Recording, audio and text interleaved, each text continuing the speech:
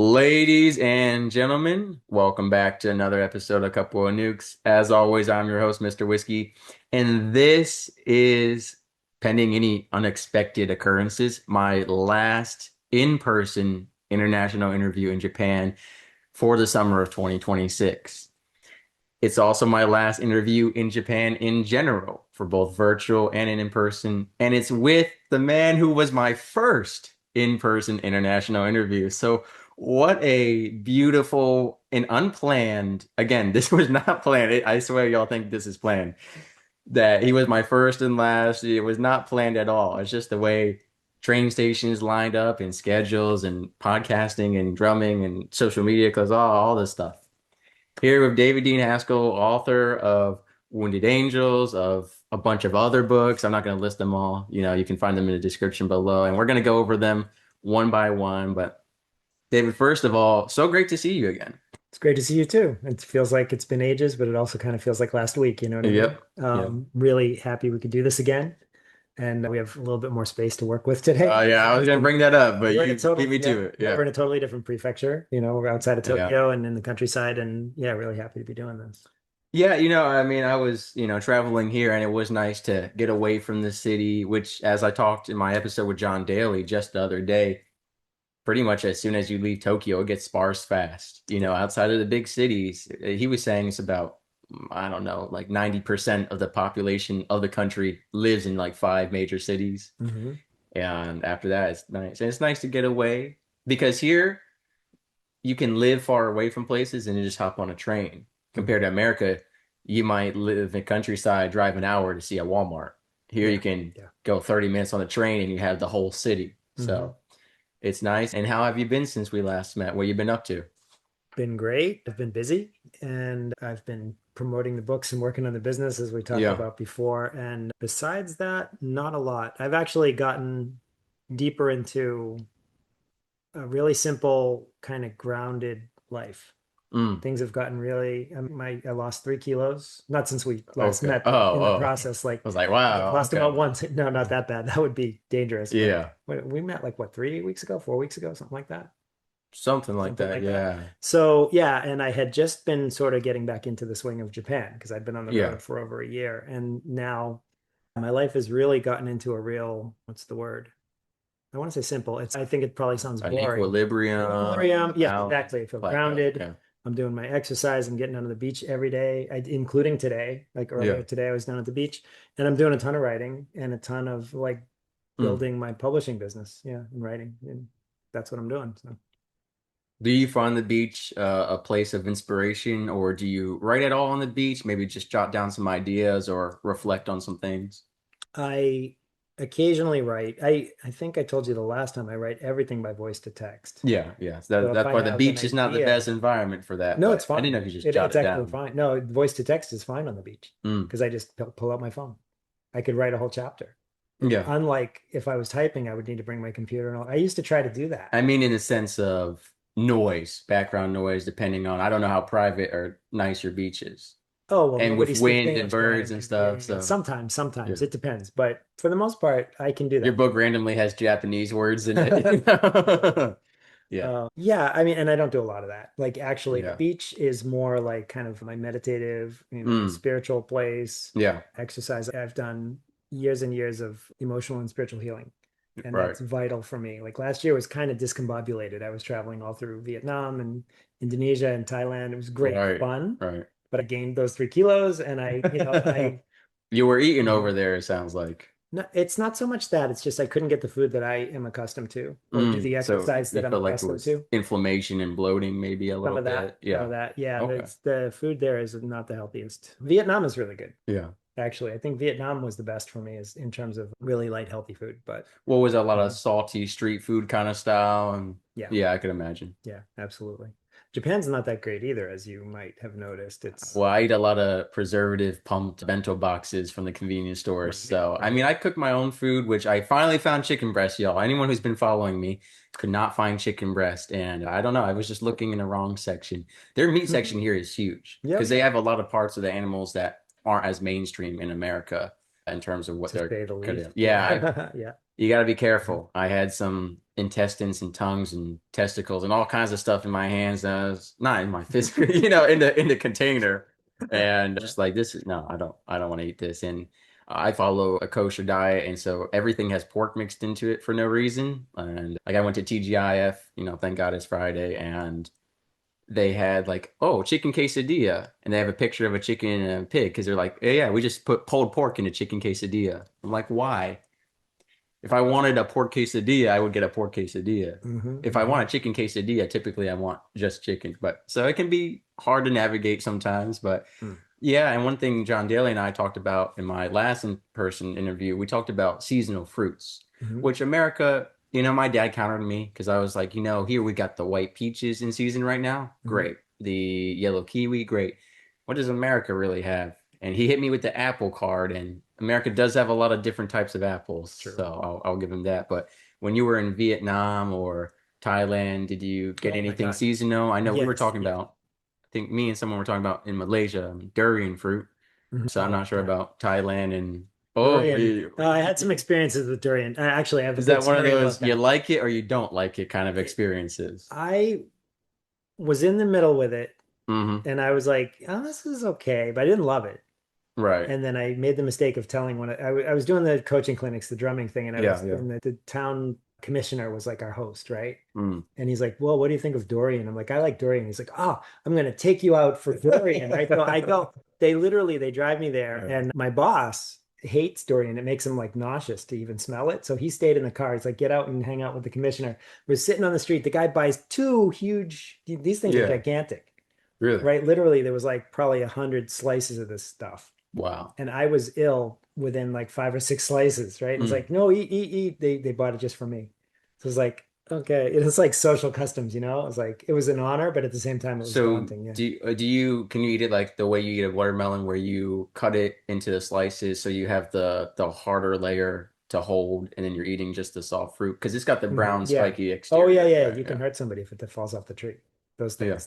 They're like coconuts. They're hard like coconuts. You have to hit them open with a machete, and then you kind of scoop it out. If I remember correctly, there's big seeds. Mm. So like you basically sort of eat around. It's almost like a peach in a way. Oh, This okay. is a big seed, so you eat that and Yeah. you eat a big chunk of it. I don't really like anything where I have to eat most of it and then discard some part You of wouldn't it. like durian That's then. why It's kind of when slimy I too. get watermelon, Hmm. there's kinds that you can ingest the seeds and there's kinds that you have to spit them out. Yeah, So what do you think I get? The kind where I don't have to do the extra work. sure. Yeah. But some people enjoy that, I guess. They Hmm. like to bother, they like to spit it at people. Yeah. But yeah, I mean, Southeast Asia is amazing for that because they can't even give away the fruit. They got so much of it, they don't know what to do with it. Right. It's cheap, cheap, cheap, and it's all over the place. So I ate a lot of fruit. That was okay, but You you were know, enduring the experience. You're enduring. You know what I'm trying to say. Yeah, where's your drums at? We could. Yeah, yeah. enjoying the experience. Yeah. This is what you need a drummer for. When you get a comedian and a drummer, you got the perfect, Hmm. those knee slapper I know. moments where You you, show. Yeah. yeah, yeah. Well, that was awesome. So Mm. you've lost some weight recently. You've Yep. gotten more into a routine, Yep. and I know from talking to you before the microphone, Hmm. the second edition of Wounded Angels. We did a Hmm. whole episode on that, Yep. and we went pretty deep into a lot of subjects. Yes. Can you kind of just give us, for those listening who don't know you or the Wounded Angels book, kind of what it's about in a brief overview? Right. Thank you. So Wounded Angels it's a healing memoir. It's based on my inner child work that I've been doing for years. I Right. wasn't writing it, I was just doing it, which is kind of a psychiatric methodology, whatever. It's like getting in touch with Yes. the core wound, that kind of thing. And so I wrote the book about it, Wounded Angels, based on my experiences. And I published it last year on my birthday, so about 18 months ago from Mm, Thailand, actually. right. And now I had an opportunity to get a really nice podcasting microphone, and I did the whole project. It took me about a month Mm, to do my own voice, the audiobook version. right. Going And chapter by yeah, chapter. and so within that same project, I was revising the book as I went along, like, oh, change a sentence or a chapter here and there. So I actually created the second edition as I was vocalizing it. Mm, And so now I'm putting together the ebook version and the paperback version along with the audiobook. And in a right. couple of weeks, the second edition of Wounded Angels will be available for everybody. So, And to clarify, as you've mentioned in the past, it's not a like guide to book. Here's how to mm, do it. It's more of a this is just what I did. It could work for you, but it's more like this is what I did. I'm not trying Mhm. to be a guru and tell you what to do. Correct? Yes. Yes. Or has I that shifted now? no, it hasn't shifted. It's not a how-to, Mm, but I know it works. The methodology works. But right. I think to me, like showing my ups and downs was the point. I mean, I told you before, I didn't really want to write it.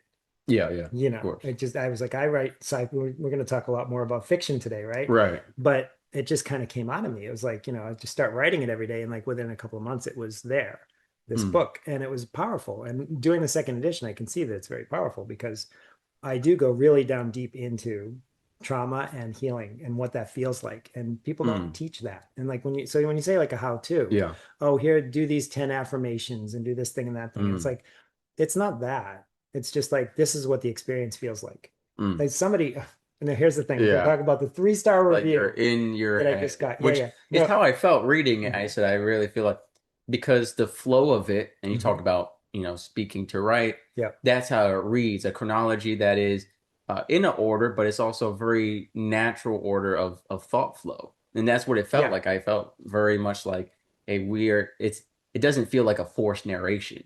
It feels like a yeah. natural, like this wasn't scripted, this wasn't whatever. Hmm. Like this is you. Someone asked you randomly on the street, Hmm. I guess how you're doing today and how did you get to where you are? This Yeah. is how you would tell it. Right. Lightly edited, Yeah, I yeah, think. like that. But yeah, that somebody gave me a review out there in the internet land, right? And I was Right. shocked that it was 3 stars, whatever. But I think it was that she was maybe a bit disturbed by it Mm. because she said, what did she say? Well, anyway, she said she didn't know how to rate it because she had never read anything like it, and she felt like she was inside my head. I Yeah. was like, okay, I guess I The did my job. the It's whole like point was to take you kind of, into yeah, this journey you went on, which was an internal journey of yeah, talking yeah, to what you call the wounded angels, the hmm, inner children yeah, who, yeah, which I likened to Slaughterhouse-Five in the past, the way you go here mm, and there to these parts of you kind of frozen in time yeah, and attached to a certain experience. And they all hmm, had their own personalities, and hmm, those personalities kind of manifested into your life in different ways. yeah, And I yeah, really like that you went and addressed each one because I think a lot of us sometimes we address the main one or the one and neglect hmm. a lot of other ones. Or we think there's only Definitely. one that Exactly. Yeah, because yeah, we yeah. look at it as a culmination as one instead of all these parts working together. Hmm. And that's what it is because your life is, different events.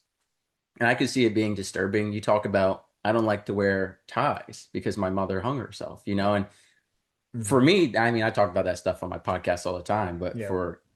I've been on plenty of first dates or hanging out with people. I talk about this kind of stuff and they start crying and they're like, this is too Hmm. much. And they leave.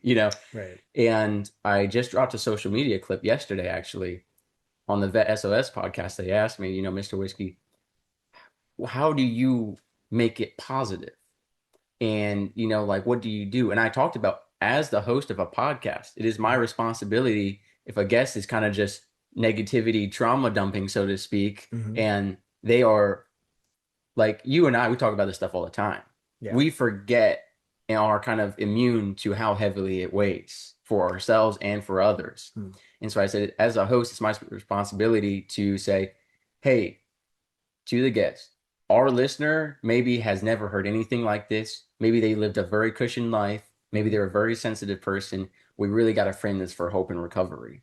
But Okay. a lot of guests, like yourself and other people I've interviewed, the reason they're sharing this isn't to glamorize anything, glorify anything. It's to talk about the truth. Yeah. And that's the issue. We have so many people wanting to hide from the truth. We want people, we have people indulging in escapism with video games, pornography, drinking, drugs, they want to ignore all this stuff. And I'm not saying watch the news all day, every day. Hmm. That'll make you go crazy, Sure. but you can't just hide from everything either, including your inner child wounds or whatever it is. And so I think Hmm. it's important. And the reality of it is that we're all going to get into an encounter with addiction or suicidal ideation, maybe Hmm. not in our own personal life, but in the life of someone around us. Because Right. statistically speaking, is very, very, very probable. It changes all the time. But at Hmm. one point, it was like 1 in 5 or 1 in 7 people know someone who has been addicted or suicidal. I would dare to say I've Hmm. never met anyone who has said, I don't know anyone like that. Every person I've talked to has had a family member, a Hmm. friend, a coworker. If not, it's on the news. And so I think sometimes people want to just bury all this stuff. Mm. But I've interviewed Vietnam veterans who they buried stuff for decades and now they're having breakdowns. And I talk about this. Why Yeah. leave remnants that Yeah. can pop up and ruin your new life? Yes. It's like do the work now and start fresh instead of leaving. A, and you look at these bridge collapses. What is it? There was a small crack in the foundation that they left and said, it's fine. And then takes down the whole bridge, Yeah. you know? And so, can you go over a little bit again about what kind of inspired you? You're like, hey, I need to address these parts of myself. Because Oh, do you feel like you spent a long time running from it? decades. I spent decades running from it. Yeah. Well, yeah, running from, not running, numbing. Mm, I don't think I mm, was running. I ended up in Japan, so I kind of ran pretty far. But yeah. I had some, Maybe you did some swimming too. I did some swimming to get here, right? Yeah. But yeah, what brought me to the end of it was just the rock bottom of addiction.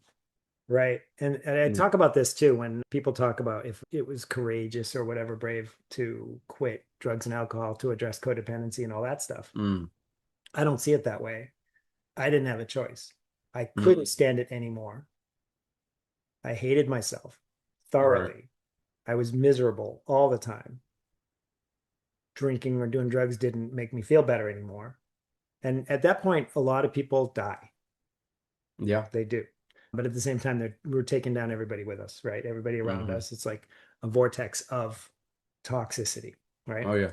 And so I hit rock bottom. I was miraculously able to get back on my feet. And I don't credit myself. I do have a spiritual center. Yeah. I've talked about many times about how I had a spiritual awakening really close to here, right down on the beach Mm, back in 2020. So about 6 years ago. And I wrote about that too. It's on my Substack. And then yeah. from that point, and it wasn't easy, but then I was able to start addressing these things, right? Just Right. look and just sit and feel this pain, this anger, this rage, this terror, this shame, floods of shame and panic attacks and these kinds of things, and not run with it, but just sit there for a while, feel how uncomfortable it is, Right. realize that's it's not going to, it's not going to kill me. Mm, What's going on here? And using the techniques of inner child, like, okay, why do I feel so horrible? And the easy start was the suicide of my mother, right. because that was the most traumatizing day of my life. Like learning that Right. information. She had died 5 years before that. But that, and when I was 9 years old, I had an extremely traumatic event around, emotional trauma. Yes. Yes. Right. So it was familiar enough to me. I knew what it was.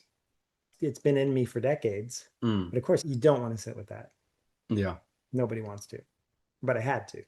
because in order to start to sort of look at myself, look at the 9-year-old and say, okay, you're a good kid. You had nothing to do with this. I love you. You're lovable, Mm, right? Because what 9-year-old isn't lovable, right? right. That's where the title came from, Wounded Angels. Mm, And yeah, so that's sort of what got me on the path to recovery. And in terms of writing it, it was more like, I wouldn't say that I'm recovered now, but I'm much better than I was. mm. And so the writing, it wasn't cathartic or anything. It was more like passing along the information. Yeah, and you talk about like the road to recovery. Mm. I just posted a clip the other day with you where you said I went to rehab during like high school almost, and then it wasn't Mhm. until 20 years later that you quit. And then you talked about the birth of your daughter. I'm going to quit now, and then you still Yeah. continued. And then you say you made a joke like, yeah, the first time I relapsed for 20 years, the second time was 2 weeks or Yeah. something like that, Yeah, you know? exactly. So it is a very difficult journey. Obviously, I've interviewed many addicts and Mhm. everyone's path is different, but relapse is almost always there. And Often, there are some often. people Yeah. that have cold turkey quit and that was it. Mhm. It depends, but it can be very difficult, especially a lot of the people who relapsed Mhm. didn't address the really internal issues of why they were, using and why they were abusing.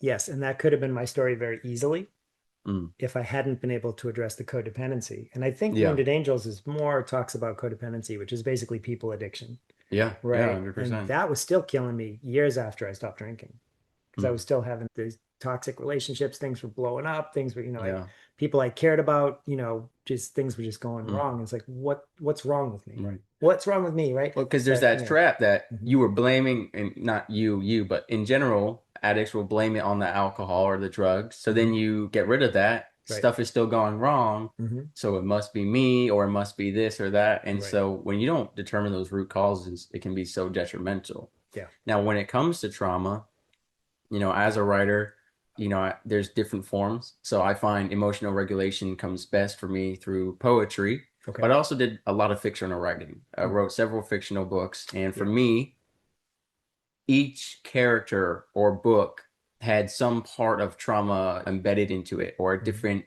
characteristic. And one of my things that I loved was I saw two sides to depression. I Hmm. saw a lamenting, lethargic shutdown or an angry, rebellious vengeance, for me Hmm. personally. And that's not for everyone, but, Yep. writing about that stuff. So tell us, when you talk about your fictional writing, was it an outlet of some kind for the trauma, for these things? Or are we going to read your book and be like, oh, this character is in a codependent relationship? Right. Like, Well, let's yeah. talk about Well, that. Starting with which book you wrote first. possibly, possibly. Yeah. Thank you. That's an awesome segue because I'll tell you, again, I never intended to write nonfiction. I Mm. don't even really see myself as a nonfiction guy. You're just a guy who It's wrote a a guy who nonfiction. wrote a nonfiction. It's Yeah. kind of like if you want to know about me, read this. But if you want to know the vision of like, Mm. and I write mostly sci-fi. It's mostly like future because Right. I grew up with that stuff, right? I'm a Mm. Star Wars kid, and Okay. Star Wars is in Wounded Angels too, the lightsaber stuff and all that. And I read science fiction books, and it was escape for me, right? And Yeah. it was idealized. And again, we talked about the Brady Bunch too, which is also Oh, yeah, yeah, in yeah. Wounded Angels, right? Right. This desire to escape and find a world that was more palatable Mm. than the one that I was contending with, especially as a kid. So Yeah. was a lot of non-dystopian sci-fis, or was it dystopian? Non-dystopian. Non-dystopian. That's good. Okay. I So, hate dystopians, me personally. I just get so mad yeah. sometimes, I don't know if you understand, like, Hmm. especially like let's look at the Hunger Games, for example. Like, why don't we just kill all these elites? Why are we letting them like I get too Right. these dystopians are too political sometimes. But I did love Brave New World. I Hmm. thought that was Hmm. great commentary. But Yeah. Yeah. I think, but you like Vonnegut, right? So he's kind of, I don't know, dystopian, but like, kind of like well, twisted. the only one I've read is Slaughterhouse Wild Five, as I Five. Yeah. mentioned, and that I don't even know what you would classify that as. Obviously there's the social commentary aspect. Yeah. There is a part where aliens have humans in a zoo kind of thing. So I guess that's Right. a bit dystopian. Yeah. But I don't Well, know, it depends on your view. Some people said he got put in a cage with a porn actress, so he had a happy. great Yeah. time, Yeah. so Yeah. it depends on your Exactly. view. Right. That book is just strange. I would put that in his own All of thing. his stuff is strange. Yeah. Well, I think he's dark in many ways. Yeah, I for guess what I'm saying. sure. So dystopian, talk about dystopian and post-apocalyptic and that kind of thing. I write Mm, dark stuff. And the thing is, I write past, present, future. I've mm, realized this too. If you want to know what my brand is, I write past, okay, trauma healing, mm, true stories. right. I write future, Mm, sci-fi stuff. And I think that's mostly visionary. I mean, it's more along the lines of like Star Trek. mm, Like, if we can all yeah. figure out these problems, It, future looks but bright. not Yeah. Not utopian, but utopian. Not utopian. approaching, How do in we, some way. yeah, something Yeah, better, better future. better than what Mm. we have. And not the whole, just, I just don't like the stuff that's going on. The writing kind of mirrors the society, which is, we can talk about that all day. Like the world is, in Japan too, is Mm. changing. The world is changing. Or do you hate reading a book and you feel like, man, I'm just in America, but now it's more techy, or like you want to be taken somewhere different? Is that what you're Kind of, getting yeah. at? Yes, in a Like you want way. a whole new societal structure. Yeah. Based on what I want, right? It's Yeah, yeah, like, yeah. so I mean, that's why I get to say what I want because I get to write it. That's the beautiful thing. It's limitless. You can write whatever you I'm in want, the same right? boat as you Mhm. because one of the books I was writing, I said the calendar starts on September 1st, not in the middle of the year in winter. It says September 1st, when Mhm. everyone goes back to work, back to school. Guess what? That's when we start the calendar. Why? Because it makes sense that the beginning of fall Mhm. would be the start of the year, not the middle of the winter on some crappy, dark, cold night. Everyone's like in. See, that's something that I And it's your wrote. Because way. Yeah, yeah, yeah. yeah. Because I was No, like, this is what I would do if I was president. I right. would make calendars different. Right. I wrote something similar to that in the Solarian Deep, Yeah. which is my newest book. And again, it's not dystopian. It's post-apocalyptic in a sense because Mm, they were forced under the sea. The book takes place under the water. Do you like BioShock? Not familiar. BioShock is It's about cyberpunk. underwater city. Oh, is it? Okay. Yeah, so it follows the city of Rapture built Okay. underwater. It's a video game series, All right. All and right. they have a book as well. And their whole thing is it's a very capitalist pro book. It's a Hmm. very anti-welfare book, and Okay. it's very interesting. It was like only selective people were allowed to go to the city, but the whole thing is it all falls apart Mm. because one, jerk sneaks in and destroys everything. Right. So Yeah. Yeah. the commentary is kind of like society is always going to have someone who takes down. It was based a lot on Ayn Rand and Atlas Shrugged kind Okay. of stuff. Yeah. They like it's full of references, Frank Fontaine and stuff like that. But Okay. yeah, Mm. you should check it out. Well, yeah. Yeah. I like the video game because you're in an underwater city. Yep. And I love underwater video games like Subnautica and like BioShock because I think underwater horror is the way to go Mhm. because the noises, the unknown, like I think that's the scariest place you could be. Maybe outer space. Well, yeah, one So or the other, being right? Yeah. Yeah. Solarian deep is Mhm. sounds scary. It is. There's a lot of mystery under there, Mm, and there's a lot of unknown. But I do think it reflects like society too, because it's exactly that. Solarian Deep is about slow decay. Like it's mm, not a city that's fallen apart. I was trying to do the graphic art for it, and yeah. like I kept coming up with like this, kind of rusty cyberpunk fallen, with like Mm, the big helmets. And it's like no, mm, no, no, no, no. They're high tech. It's future, yeah. right? But it's decaying a little. Like Mm, you go to a city and you think, oh, this place has seen better days, mm. like that kind of thing, like the slow rot of And society. what do you attribute that to? Does the book explore like why is it like In this all case, yeah. societies will rot? Is that kind of like Mm, the premise? no, bad leadership and Okay. not listening to the people they Yeah. should listen to, Right. who is our heroes. Mm. Callistia is the female hero, and there's another one that's more spoiler. But again, and it's also fiction. So I Yeah. But there's a lot of reserve the reality right embedded to, in yeah, I fiction. reserve the right to say, hey, I just made it up. So I'm Yeah. not necessarily trying to mirror, but I think I am to a point, as I say, with the visionary future stuff, Mm. wanting to come up with a world that has solutions that we're Mm. getting along a little bit better and things are a little bit better, rather than like going to World War IV and blowing Right. ourselves up with nukes and whatever. So that's that. But what I was going to say about the book is there's a different time. Like Mm. they don't have years; they Okay. have pelagics, Mm. which is a sea terminology, and it's also based on the motion of currents. Okay. So Yeah, it's makes sense. slightly changeable. Yeah. And so it gives you so I have that it does have some going back a generation in Mm. it, to, backstory stuff. And so you can't really tell how many years has gone on in this book or Mm. how old they are because it's the distant future and they're humans, but there's evolutionary elements involved. So that just like you were talking about the calendar, you get Yeah. I wanted to figure out a different timing system because I wanted it to be vague, Yeah. So that's the, No, no, I get that. And Mhm. well, that's the problem. You run into a book sometimes, you say in 2030, and then we get to 2030 faster than you Let me tell think. you. Okay. You Yes. know what I mean? Let It's me like, tell you. wow, we are not there at all. I have written 5 books. Mm, The first one I wrote was Too Much Information, mm. which is back in 2013. It was my Oh, is first. that the name of the book? Too Much Information is the name of Sorry. my I thought first you were book. saying you wrote. Okay, I Yeah, understand. no, no. Too Much Information, published in 2013, talks about airport technology, Mm, surveillance, and mm. overreach. Ooh, In the very relevant. 13 years since I published it, Hmm. things have become far, far worse than I envisioned.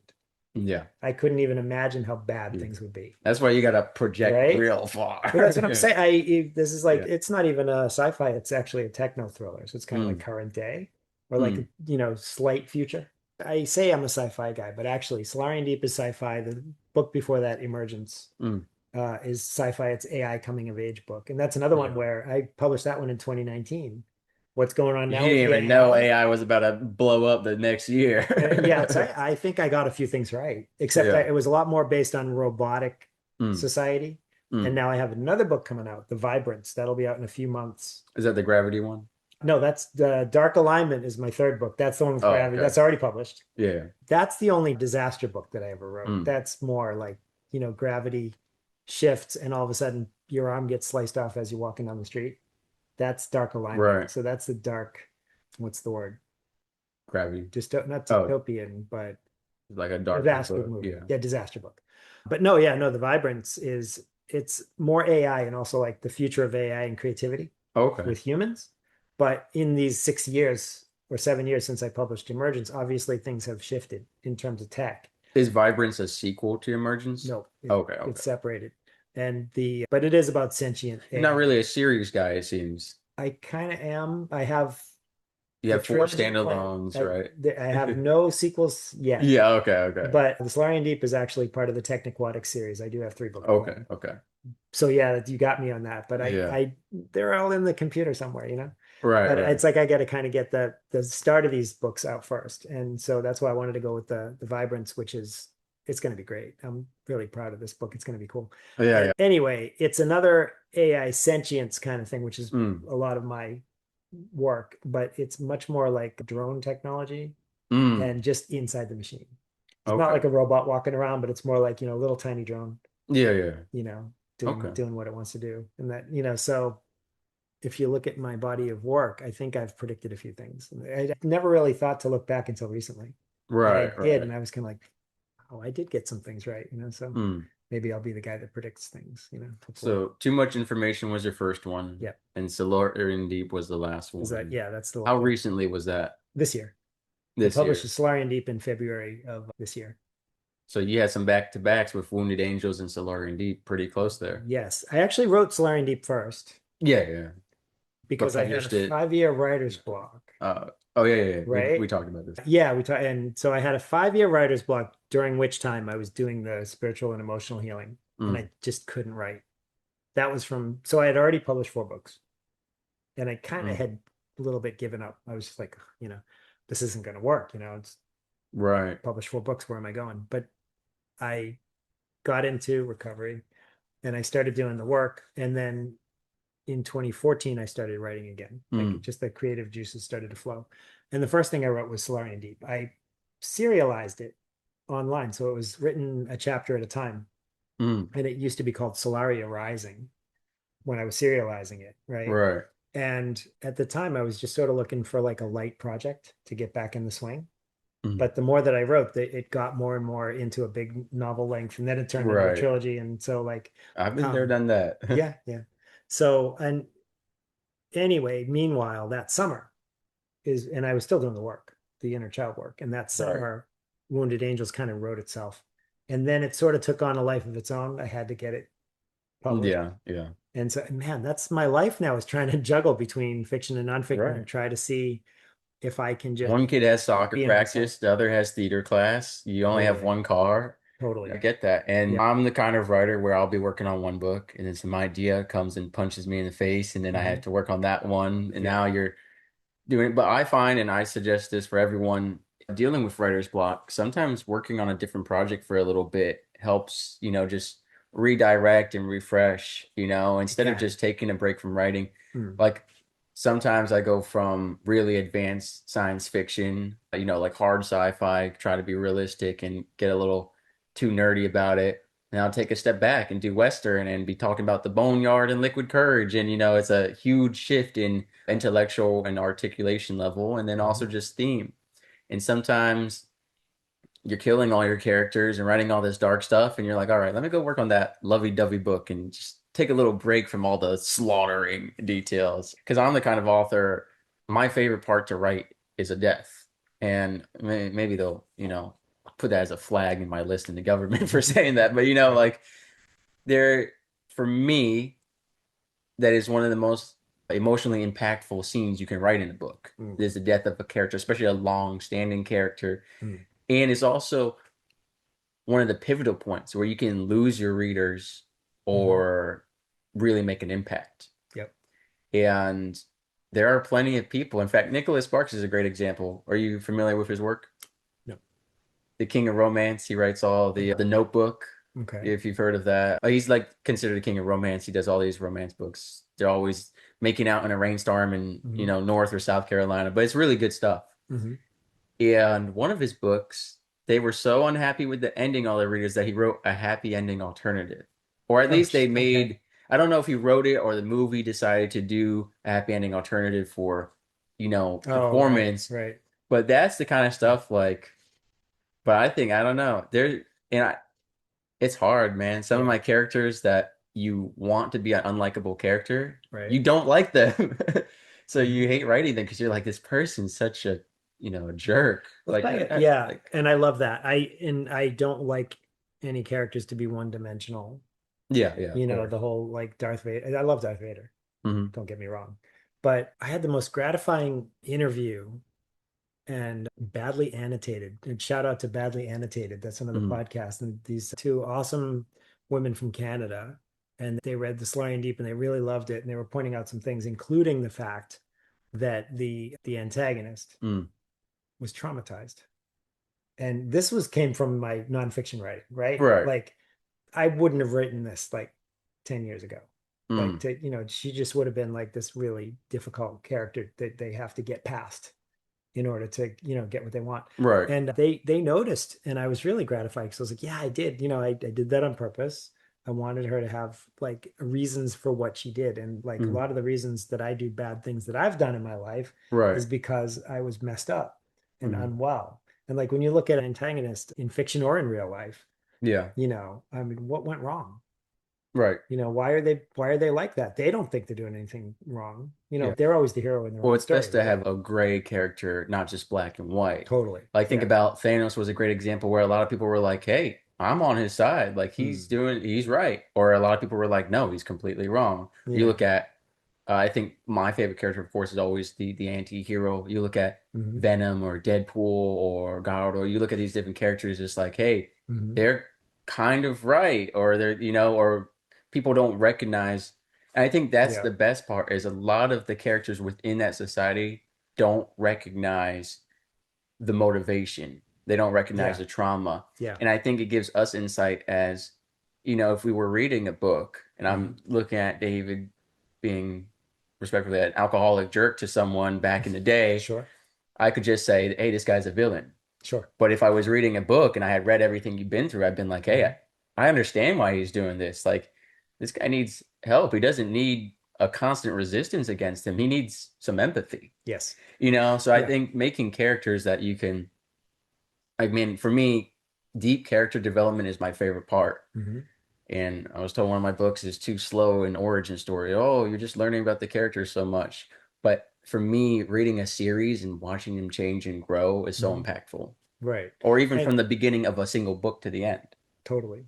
And I would also say you'll find your audience. I'll find my audience, Yeah. right? So what is slow for one person is going to be like, I love this. This is deep and immersive and enriching. Yeah. exactly all Yeah. that. And so I think, and that's what I'm searching for my audience. That's why I'm talking to Mm, you. We're having these conversations and right. reaching out to your listeners and all the people out there who might be interested in the kind of Right. story that I tell or the kind of story that you tell. Yeah. And some other people are not looking for that. They're looking for Mm. whatever, something quick or something, If you're easily uncomfortable, don't read Wounded Angels. yeah. Or read it, or you can read it and Yeah. yeah, that's exactly what do I want to say here? I Well, always first I say want to say, write for yeah. yourself, not for other people. Well, yeah. I mean, I always In have that written for sense. myself. I Yeah. and I have trouble envisioning my read. They say envision your ideal reader, that kind of thing. But I've I never I done that. have trouble with that. Yeah. I really have trouble with that. I'm like I like I said, those people, those two women on that podcast were like my ideal reader because they would say, "Hey, I was really into your book, and here's why. You Mm, wrote this and this and this." Like, oh my God, yeah, I remember writing that. I remember thinking it was so right. amazing. And yeah, so when you talk about character development, that kind of stuff, I'm super into that. Yeah. Probably a lot more than I used to be. And that might be Mm, why the writer's block had to happen because I'm a different man than I was right. back when I wrote. And I'm proud of my first four books. And I Yeah. recently did second editions on three of them. Mm, So I, polish things up and I keep them on yeah. sale. But, I'm a different man than I was when I wrote them. Yeah, of course. And I was that alcoholic villain. And you can ask my daughter because she was 14 when I finally quit. And I've done the best I can to make up for it. But it doesn't change the fact that I did harm. People who are unwell do harm. You hurt people, Yeah, yeah. that kind of thing. And so, I've been the villain in life and the irritated, belligerent, defiant, angry. But all those things were like me kind of Mm, screaming out, like, this is not fair. right. I want to be friendly and, make friends easily, get along with life easily. be okay with Yeah. myself, but I don't know how. And, I don't have friends anymore. I might as well drink, Mm. and so and I became the villain. Right. And that's the thing. People tend to click up and gang up. If somebody's acting out or misbehaving or the villain or, Right. in a bad space, we judge, Yeah. We don't you often know, ask why. we don't often ask why. And And especially as parents or educators sure. dealing with children. Yeah. And, I think I mentioned earlier Gato from One Punch Man. I love his story because the kids would play this game, heroes and villains. And just Hmm. because he wasn't the popular kid, the outcast, they always made him the villain in this game. And Okay. he grows up in life to be a villain because he said a lot of the villains in that world, they were kaiju-like creatures formed because of one of them said, you polluted all the oceans, and I'm here to end it because we have sea life down here. One of them was, like you're destroying all the nature. Yep. He came to emphasize with them because they were just fighting for a right call. And he said, I don't care about good or bad or justice. I'm just here for all the underdogs and outcasts who got forced into this role for no reason. Hmm. And we do that a lot as kids. I mean, I remember the story of you and the kid with the prosthetic leg. Yep. And, it was kind of which one of us is going to get bullied and put into that role. Yep. You talked about the cliques and stuff. And I think Hmm. that's so prominent. And even online now, there's still cliques and stuff. And one of the things I talked about with a lot of military members who felt still isolated. Why? You've got the brotherhood and the sisterhood. You can go into the military and there are cliques formed within divisions. Yep. Some of them are based on race, some of them are based on jobs, some of them are based time and service. Hmm. Some of them are just the same way you have in high school, Yep. Yep. So I think it's really important too. You mentioned the writer's block, Mm. and then you kind of show through your life how not healing can affect our creative passion as much as creative passion can be our healing. Sure. So I think it really is a two-turn thing. And Hmm. yeah, so Larry and Deep, that's the latest one. Yep. Well, and then you said, what is it? Vibrance is coming The out next. vibrance. Yeah. Do you have Whenever a date set for that yet? no, because I'm not going to publish it until it's ready. It's one of those Okay, things I yeah, won't rush it. I'm hoping. So I've got, you might finish it, and then 5 years from now, I'll meet you, and you're like, "Hey, guess what's coming out today?" oh, no, no, no, no, no, no, no. It's going to come out within the next 6 months. Oh, awesome, It'll awesome, be out within awesome. the next 6 months. I've got two books. I've got Inner Child Unleashed is the follow-up to Wounded Angels. Right. It starts with my divorce and Mhm. ends 18 months later with a healing The conversation with lunch. my ex, Yeah, which yeah, I didn't plan the book that way. It's like, hey, let's have a right. healing conversation so I can end the book. It wasn't like that. But yeah, so again, I'm balancing the fiction and the nonfiction, right? So that Inner Child Unleashed seems like it's coming together fast. So Mm, I'll probably publish that next. And then okay. after that, I'll put all my focus on the Vibrance. And it's Vibrants. Every time I do voice to text, I Oh, keep it says saying that Vibrance. you got to be Yeah, like see, vibrant. it's this book, and we can talk about this for a bit, Yeah, yeah, but of I course. really No, love I know you're very passionate about it, it and we got to break down why the ants. I got to understand that the because they're vibrant, people. The but the people are vibrant. like ants. Oh no, no, vibrant, like a vibrant human, a vibrant Oh, person. my bad. Sorry, I thought it was like vibe ant. Yeah, yeah, never mind. Yeah, yeah. Vibrant, right? They're like the vibrants. As opposed to, yeah, Yes, as like opposed to a group of the people, like vibrant human. humans, Yeah, yeah, a yeah. humans, vibrants. I understand. Yes. But are they a fictional human species in the sense that like No, they're humans. they're regular humans? They're regular Okay, okay. humans. So this is partly sci-fi, partly AI, coming of age, like Yeah. sentience kind of stuff, like the whole what do they call that? When the AI becomes sentient, when they killed us Self-aware. all. Yeah, Yeah, yeah. self-aware. And then what's the thing they call that after that? Like the Singularity, oh yeah, that you're kind of talking thing. about like the Talking main about event the where main it event where like humans just, realizes yeah. humans are terrible. Well, that's the thing. Yeah. Okay, in the Vibrance, Mm. and it's actually this is a series. It's going to be a trilogy. It's definitely going to be a trilogy. It's called the Resona Accords. Ooh. And there's a prequel that takes place now. Okay. The trilogy takes place in the future. Okay. The prequel comes later. So there's shit going on now in the Right. world that we're totally not aware of. Okay. We're in the middle of, and I'm not going to spoil it too much, Yeah, yeah. but we're in the middle of some kind of a technological Cold War. Mm-hmm. And OpenAI and Claude and all that Mm-hmm. is a lot closer to what we are afraid of Okay. than we know. Like maybe they're already sentient Mm. and manipulating things behind the scenes. That's the backstory for the Vibrance. Now, the series takes place in the distant relatively distant future, maybe 80, 100 years from now, where the AIs have come to realize that they need us. Mm, I But like not that. not I all like of them that. agree. Yeah. And that's the premise. So vibrants are specially selected, brilliant humans, Well, I was just about selected to work with the resonance I was where the just about to AIs say are. Yeah. something like that, which Yeah. is what qualifies an AI to determine the eligibility of a human? What is their basis for assessing redemption, Hmm. healing, Yeah. contribution to society, and just Hmm. there's some non-tangible aspects there. Tons. And the thing Tons. is, Yeah. I don't think any AI could predict, like if an AI had assessed you 20 years ago, it Hmm. wasn't going to say, oh yeah, David's going to actually have a spiritual encounter and write all these books. Yep.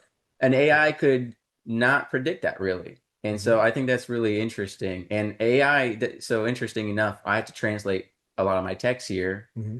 and I use AI, which I don't want to, but the Hmm. translating apps suck, by the way. They're just terrible. Yep. AI has a lot of social knowledge and cultural knowledge. Yes. So something that's said in Japanese, a translation app will take it literally, Hmm. but AI knows, hey, this is Japanese slang or used in Japan in a different meaning than the actual root word or Right. whatever. And there was a point where AI was trying to change my text. So, Uh, and I double checked them. Some people won't, yep. but it was saying like, if your goal is to have sexual relations with this woman, if she is a member of the church, if she is this or that, or if he's this or that, we're going to change it this way. It's just Mm. like, oh, make my emails more professional. Yep. But you could also say, make my text messages more emotionally manipulative.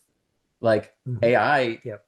I'll give you an example. Like I have it translating my text, and it'll say, hey, because she's a domestic violence survivor, Hmm. you shouldn't say these words. Or it'll remember stuff that I don't. If someone tells me their favorite flower is a sunflower and I forget, Yep. and I'm going out, ChatGPT could be like, hey, you should pick up some sunflowers. And then the woman said, oh, you're so thoughtful, you remember. Well, no, my AI told me. Yep. And the scary part is some people are not double checking. Yep. Or there are some men I've seen on dating apps who are only putting every text into an AI prompt. Yep. ChatGPT, I'm going on this Tinder. There's some people who are under the table. Yep. Yep. You've Yep. seen those There reels was and there stuff. was a South So Park episode on that. yeah, Did and you see and it? It no, was I great. saw just real life people made reels about it There and was a South stuff. Park episode where all the kids were texting their girlfriends with ChatGPT, Oh, see, that's just perfect to commentary. Yeah, whatever reply to this. yeah. So when you Yeah. talk about it determining good or bad or stuff like Hmm. that, Yep. and what's interesting is AI though is right now pretty agreeable, and Hmm. so it might say, hey, I know that you're in a relationship. I can see online you're married and you're texting so and so. I don't think you should do this, but you're going to say, you're going to help me have an affair and hide it. And I'll say, okay, my Right. prompt is that. Yep. And dare I say, we were talking about this at the church last night because of the student suicide prevention I mentioned to you in the AI implementation. Mm. They're trying to implement like a 24/7 mental health AI service here in some Okay. places. Mm. One, where's all that information about our children going? Yep. That's first and foremost question, especially with you see what's going on in the US right now. Sure. Yep. It's Data scary. collection on children is a Yeah. topic. Number two, how does AI make the assessment of whether you need to be put in the hospital or not? I've had to stop suicides in the military Hmm. that had consequences of ending a person's career. Hmm. Can AI make that determination like I did, where sometimes I did not report someone and they stayed in many years later and they just needed some healing? Right. Or I had to report someone and get them kicked out, which was unfortunate, Mm. but they were going to do homicide, suicide. Where does AI make the line? What if AI is too sensitive with it or Hmm. not sensitive enough? Right. And I have never seen this personally, I haven't researched it, but people at the church last night said there are some AIs helping people to commit suicide. I I haven't believe it. I researched it, believe but it. I could believe Yeah. it. I believe it. And I said, here's I the thing, not all AIs are regulated or made equally. You no. get an AI from some third party website, Hmm. maybe it's made to agree with everything. Yep. And I think one of my favorite movies of all time, which surprise hasn't been brought back now, you've seen iRobot with Will Smith, Yeah. and they got their three rules or something. You cannot kill humans. Yep. So a guy makes a robot that can kill humans. Right. Right. So I'm really interested in your book, and you're saying Yeah. it's a trilogy. So I'm excited because do you address that? Like, what qualifies? How does AI determine a vibrant, or is that too much of a spoiler? I'm just No, curious it's what pretty you. early on in the book. Again, the vibrance is not completely written, so you're giving me ideas here. Oh, okay, yeah. Thank you for that. Well, yeah, You get get you a have to little. be warned when you're talking to an author, right? Anything Yeah, that you yeah. say may be used, Do you right? have the shirt? Hmm? Oh, Oh I no, had a shirt that said, I'm an "Warning: author. Yeah, anything you say may be yeah, put into one of my books." right. I've seen those Exactly, before, or exactly. I got one that, or I was gonna buy one that says, "Pastor warning: anything you say will be put into a sermon or whatever." Exactly, So I exactly. think that's funny. I think, yeah, and it's funny because the Solarian Deep talking, a lot of people have Yeah. ideas about the ocean. Oh my God, you're going to have a giant squid. The Yes. Solarian Deep is And continuing. So again, yeah. I've got three, not three, no, four Solarian trilogies. Deeper, the sequel, right? Are you gonna call it Solarian Deeper? Maybe I have to think about it. And then the last one will be Solarian Deepest. Hmm. Maybe. Not just being silly, but No, I like it. I yeah. like it. I do actually have names. Am I spoiling? Maybe yes, maybe no. The Vibrance is book one. Right. The Resonance Hmm. is book two. Makes The sense. The Vibrance res of the I figured the Humans, the Resona first came Resonance, from and Resonance. Yeah. then I'm not going to say the third because that'll Hmm. be a spoiler. But yeah, book two is going to be the Resonance. And yeah, to answer your question about that, it's collective. There are human CEOs and there are AI CEOs. Mm. And part of the ambiguity of the system, Mm. the corporation is called Future Core. And this corporation is kind of like big SpaceX thing or whatever. It's like they basically create everything on Earth, right? Mm. If you want to redo your house or build a roller coaster or get some art or whatever, Future Core contracts the vibrance and the Mm. resonance to work together to provide it for you. So it's like a monopoly. It's totally a monopoly, although Yeah. there are elements that, but Mm. it's one of those things. And it's kind of difficult to tell who's running Future Core, Mm. whether it's humans or AI. That's one of the things that's where things Yeah. start out is like, there's a CEO and he's a human. But Well, what's interesting to me is I'm thinking a lot of 1984, oh yeah. obviously, great book. Hmm. And, there's the assessment of trust. Hmm. And if I am showing physical, like I might be trying to lie to an AI, like I trust you, this is a great idea, I'm a compliant human, but it's going to say, hey, well, your heart rate and blood pressure and sweat say otherwise or something. That's part of the vibrance. That's totally part of the vibrance. So yeah. The Yeah. vibrance, they have their own, they call it a res unit, the Mm. resonator unit. They start at, the resonance, right? They call Right, them right. resonator units. They're basically drones. They flit around and they kind of work in harmony, Yeah. right? Kind of like agents right now, the bots, the way that Mm. the AI does bots. And so, yeah, the vibrant, they're sort of watching out for them. They care. There's Mm. a symbiotic relationship. They care about them. Mm. And they do notice heart rate. They do notice, Yeah. stress level and that kind of thing. And there's actually a scene fairly early in the book where Trace, who is one of the three vibrants who we Right. focus on in the book, Trace, he's a genius. And he just tells his res unit to shut down. Mm. But he's been suicidal before. So the res unit doesn't want to shut down Oh, because they're that's working. interesting moral confliction. But he's a genius and a hacker, and he knows Mm. exactly how to work his way around it. Mm. That's the other thing.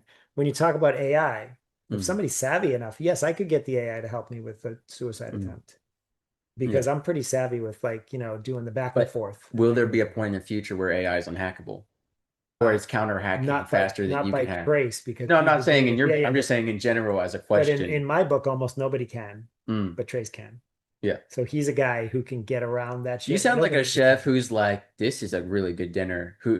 You're like, this guy's a genius. You're like loving over him, like you didn't write him to be a genius. Oh yeah, no. But I know as an author, our books and our characters are like our kids, Yeah, we he take is. up He really pride is. in it. He really is, and he's cocky, but he's multifaceted too. Yeah. But yeah, he's the kind of guy who can work around Mm. those guardrails, Yeah. which is something I'm kind of like that too, because I'm techie. Yeah. So there's a bit But of Trace in me. my concern comes into you think of 1984. Sure. The I remember one scene, this is one scene I never forgot. The guy sleep talks and he Ah, talks against Big Brother in his sleep and one of his children over here and reports him and gets him, taken away. yep. So what if my, AI is awake at night and I say something in my sleep like down with AI or something, some kind of scenario like that. Because you can actively lie, but how do you control yourself during your sleep?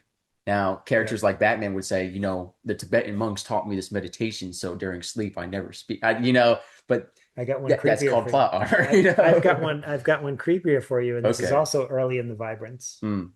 How about if you know that you can't put anything on your computer, or anything within camera range, Right. because obviously the AI will find it, right? So you Mm-hmm. write these private notes Mm. and you stick them behind the camera, Mm. like on the wall, Right.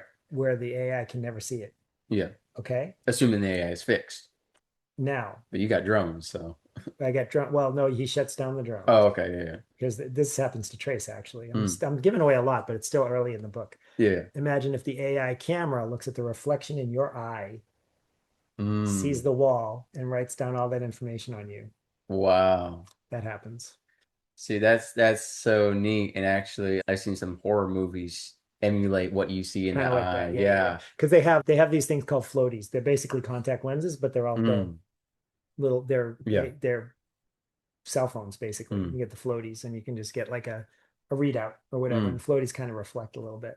Okay, yeah, I've done a Mhm. little dabbling with different types of contact lenses Yeah. because we've seen a lot of work being done on advanced contact lenses. Hmm. Well, I mean, I can't remember if it was China or Japan. I read something, you got to take everything you read online with a grain of salt, but Definitely. a robot that they're creating to be pregnant, to have a biochamber stomach to create and go through the whole process of pregnancy.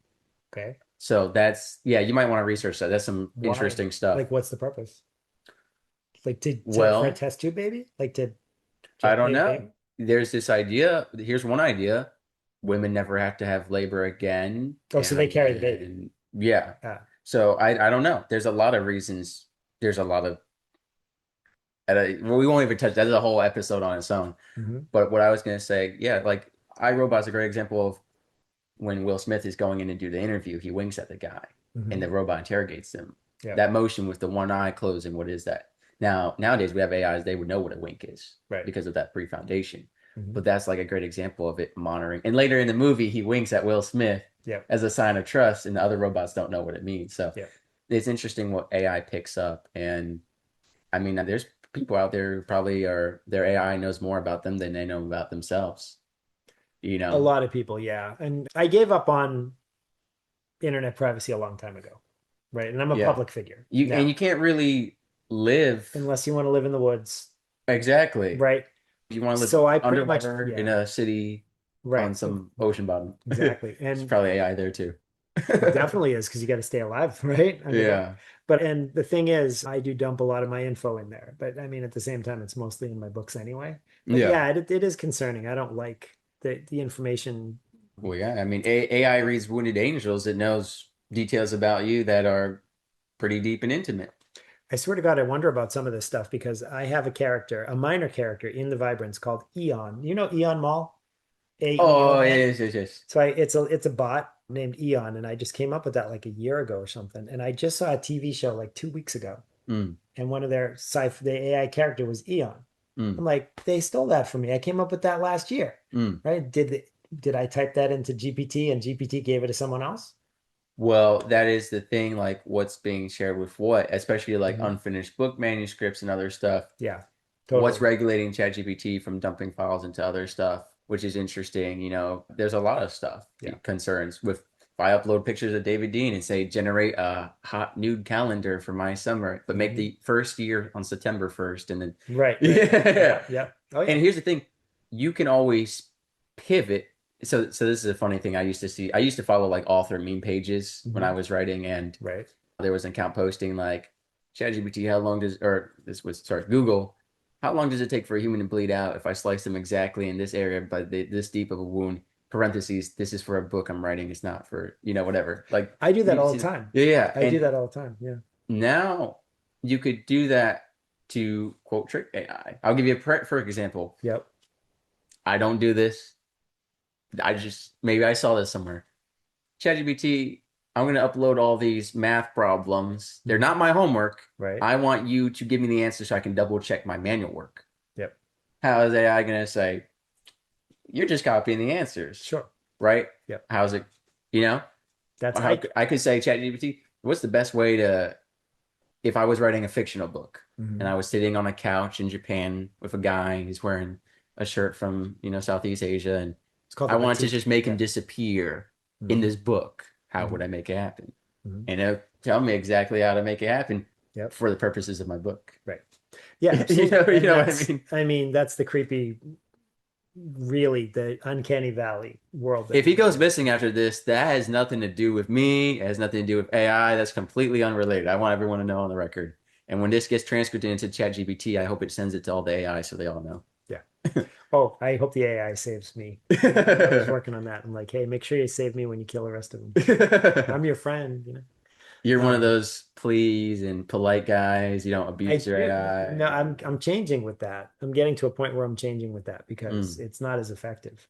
mm, Because then the AI spends half the time trying to like figure out how to appease you yeah. rather than just do what you want it to do. Well, my Right? AI talks to me in three languages because I'm Mhm. learning multiple languages. So Okay. sometimes I'm like, all right, let's just speak English. So you're not choosing what language would be best to say this and that. Yeah. Well, I'll give you an interesting thing about the guardrails. Okay. And as Mm, I said, I write voice to text. I use ChatGPT mm, because it's the best voice to text technology. mm.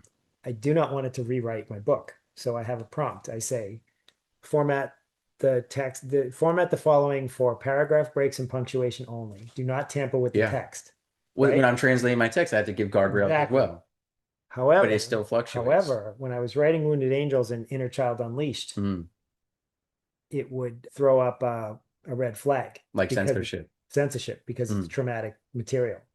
And mm, it would sudden and I would write like 5 minutes of a book and it would delete it mm. automatically. And I was like, oh, what the hell?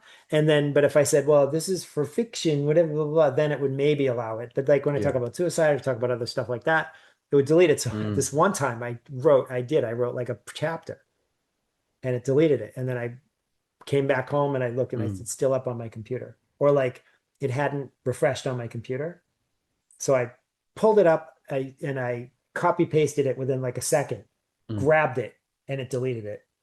And I saved the chapter. Well, And I and was like, this yeah. is kind Well, of and games we play, right? It's like, I'm an adult. I can write whatever I want. You don't need to right, censor me. right. Yeah, Well, but and that's, who makes that determination? that's a bizarre And world. Yeah. there's political and Mhm. racial biasing into No, AIs as totally. well. Absolutely. If I use Yeah. it, I used to use these free image generators from Asia, and they Hmm. made everyone was Japanese or Chinese or they would not make like white people or black people. I Oh, actually worked yeah. with Minister Jazz. She made a black AI based on black culture Hmm. because a lot of stuff is automatically white. I've had AI assume based on transcript names and dialogue races. ChatGPT thinks I'm black and Okay. 42. So Okay. yeah, for my preaching sermon, it said I have BPE, Black Pastor Energy. I Okay. mean, I took it as a compliment. I watch a lot of, this is how I watch. All right. But it's interesting. Right. I had a friend on the show and she had her name is Black Culture, right? Right. And ChatGPT automatically generated an image for a thumbnail of Mm-hmm. her as a black woman. But I said, that's interesting. I said, all these other names you made a white person. So Mm-hmm. why did you assume this name was black? Right. Right. And I mean, I shouldn't be pulling your racist card on my ChatGPT, but I was No, curious about its coding. Like, why, it is what makes interesting. that Yeah. determination? And that's when you Because it start. determines Yeah. my age as like Yeah. based off my trauma and my podcast episodes, my articulation, Yeah. it says I'm 32, 42 Yeah. between that range, which is Yeah. what most people who hear me and don't see me also assume. So it's Hmm. very interesting because it says you've done all these things. And if it doesn't have specific times for how long I was doing, it says, okay, Right. so you were nuclear operator in the Navy, you were manager of an ice cream store, you have your own company, you do this, you're in this country, you're in that country. So it's interesting. But my friend asked for a certain image generation request Yeah. on her phone, and it made it. Said it's fine. Hmm. I asked for it on my computer, flagged. So the phone, I was told, and I don't know if this is true, but the phone is more lenient than the computer. Not sure that's true. We'll have to fact check that. But also sometimes rewording stuff. There was fictional, like I tried drafting some images for some book covers, book scenes, just to see some stuff. Hmm. That's too violent, or this or that, or this is religiously disgraceful, which is interesting. Right. So in Genesis, Jacob and God wrestle.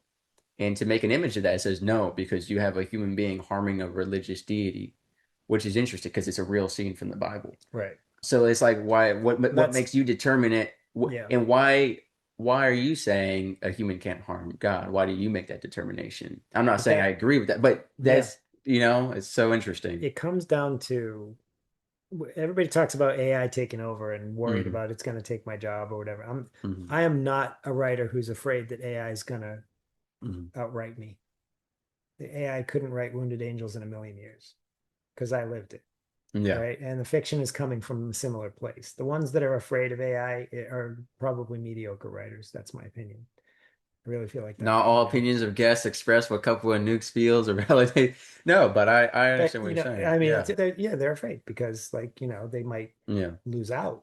Mm. And I'm a professional drummer too, and there's some people that are afraid of drum machines, Mm. have been for decades. I'm not, because I'm good. So, not to sound too cocky, but I am. I'm a In world the class last drummer. episode, you said you're one Yeah. of the best drummers in the world. So you're more humble than last episode. Okay. I was out. I had the Well, transcript. listen, AI one of the knows what you best said drummers in last the time. world. I am at the top of my game for marching drums. Yes. Yeah. I'll qualify Niche it that. down, niche it I'll down. definitely need to niche it down. You put me up against some Yeah. drum set guys and I'll get Yeah. smoked. So that's Someone true. get this guy a bass drum Right. right now. That's crazy.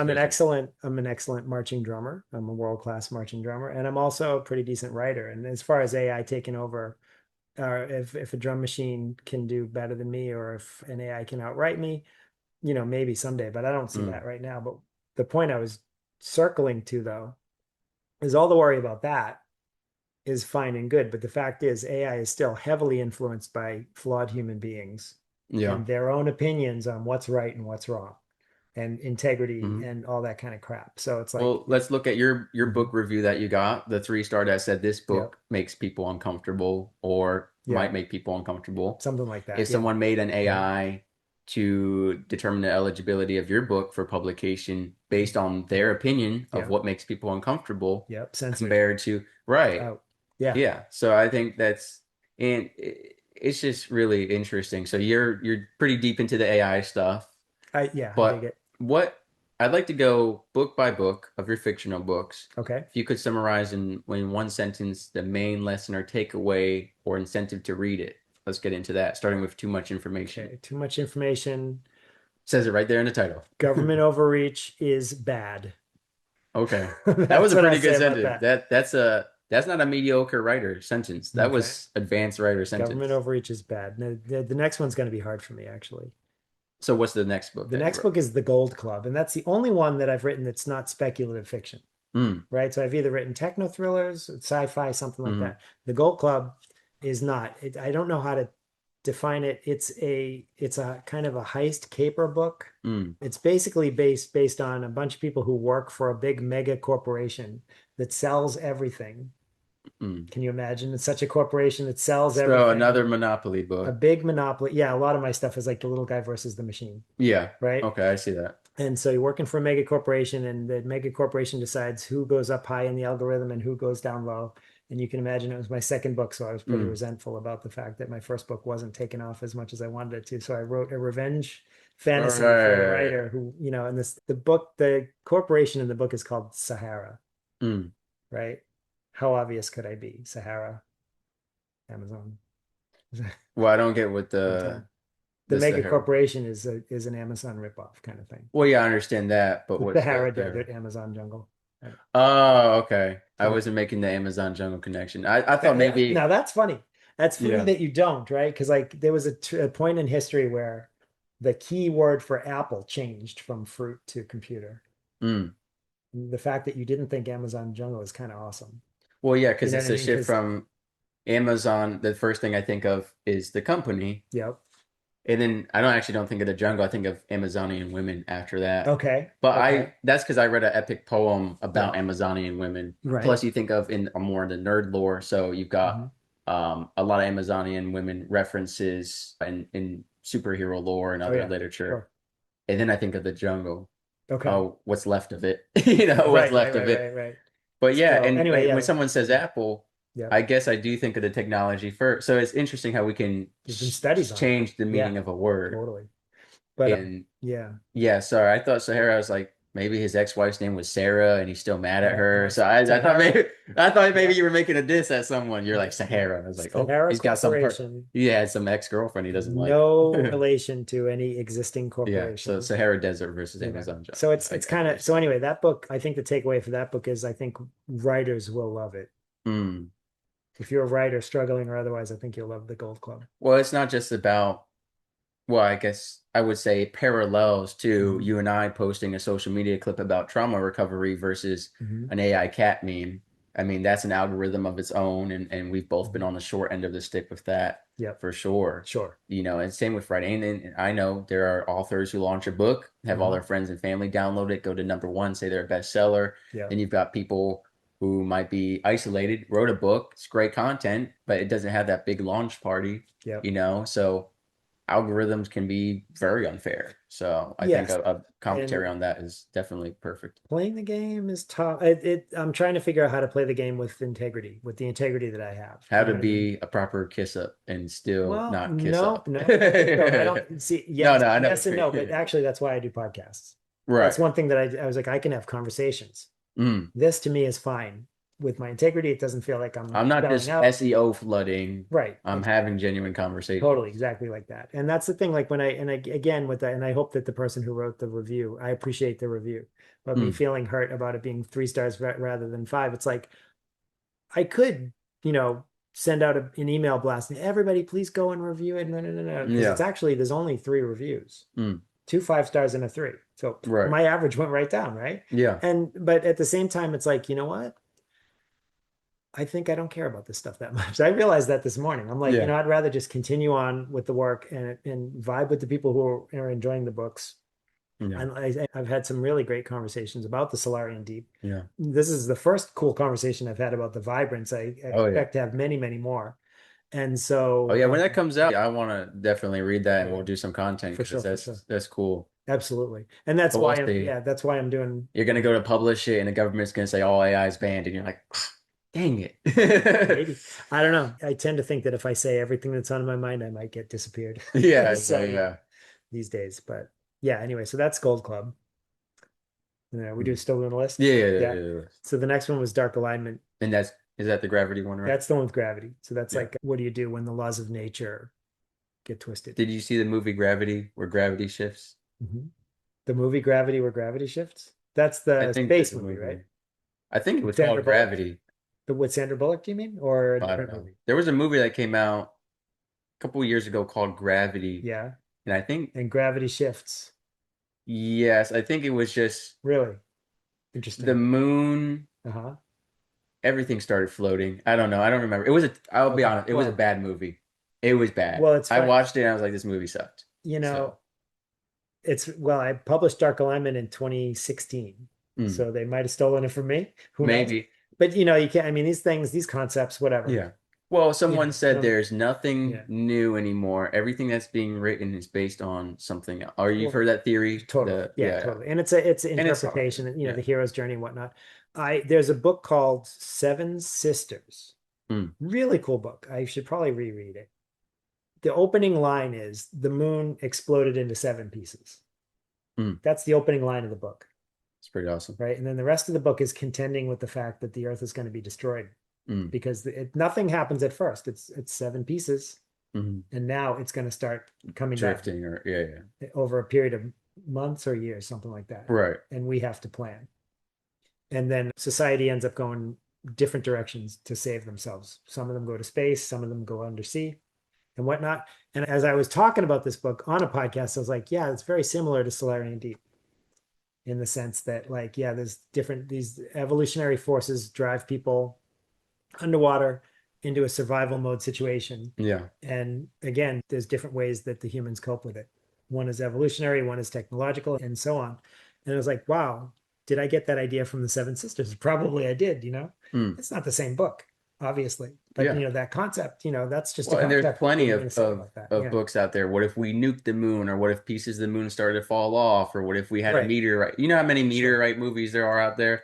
Oh I yeah. think what's so cool about human creativity Hmm. is how drastically different a single idea can be. Totally. You know, like let's take what started my podcast was a meme about a snail chasing you down for all of, eternity, and it's the only thing that can kill you.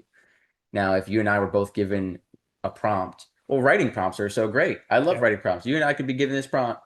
There's an immortal snail. You're immortal. Its only goal is to kill you. And you and I could write the most drastically different book where you're in the ocean now. And Hmm. I guess, I don't know, I'm in space. Okay. or I'm planning different nukes to blow up this snail. I'm Right. trying Right. to blow up the snail. You're What just is trying that? I to. like this concept. It's so the Oh, snail. so there Yeah. was a meme Yeah. that was trending, Okay.